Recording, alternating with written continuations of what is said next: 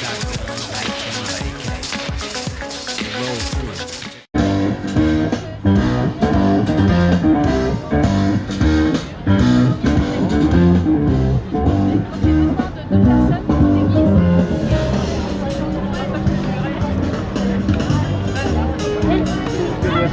bonjour Télévocal, on est toujours à la place de la République à Paris. Donc on est là pour le malheureux anniversaire des 5 ans de Fukushima. Et donc on est plusieurs associations, donc il y a Greenpeace, Sortir du nucléaire, des communautés japonaises qui sont là aujourd'hui pour rappeler que le nucléaire c'est pas la solution et qu'il y a d'autres alternatives renouvelables qui existent. Et donc on est là aujourd'hui pour les faire connaître.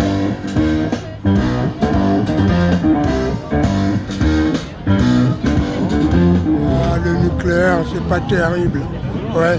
Non, c'est pas terrible. C'est pas terrible, quoi. Faut trouver une énergie qui est vraiment valable. Le solaire. Le nucléaire, c'est 10 milliards et demi pour Flamanville au lieu de 3 milliards.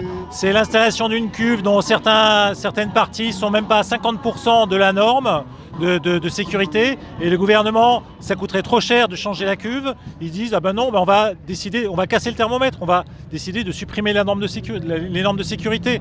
Et comme ça, on pourra installer une cuve qui ne correspond pas aux normes. Il y avait des Japonais qui ont habité à Fukushima et qui sont maintenant en France qui expliquaient comment ça s'est passé là-bas, la situation qu'ils ont connue. Et aussi aujourd'hui, ce qui se passe encore, les gens qui connaissent ou ce qu'ils ont pu voir quand ils sont retournés. Et donc les personnes continuent à habiter dans des zones qui sont contaminées, à manger de la nourriture qui du coup est contaminée, les enfants jouent dehors, les maladies sont en grande expansion et le gouvernement demande aux populations de retourner vivre dans des zones qui sont toujours contaminées. Avec l'industrie nucléaire, ce qui est très très surprenant, c'est que ce sont les victimes qui payent pour elles-mêmes. À Fukushima, c'est ce qui se passe. Aujourd'hui, il faut monter des dossiers gros comme ça, chercher des papiers, justifier. Alors que tout le monde est au courant qu'il y a eu un accident nucléaire.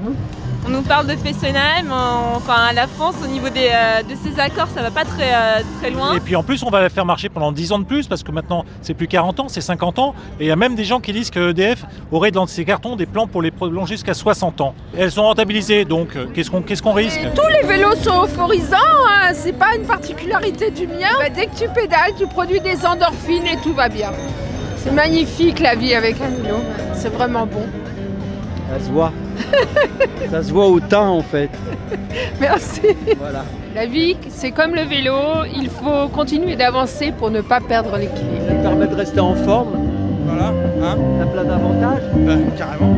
Mais si on n'a pas besoin d'électricité, on pédale pas. Assister à une remise de chèque de 5 milliards pour commencer. 5 milliards, c'est ce qu'on va remettre à Areva pour lui permettre de continuer ses activités.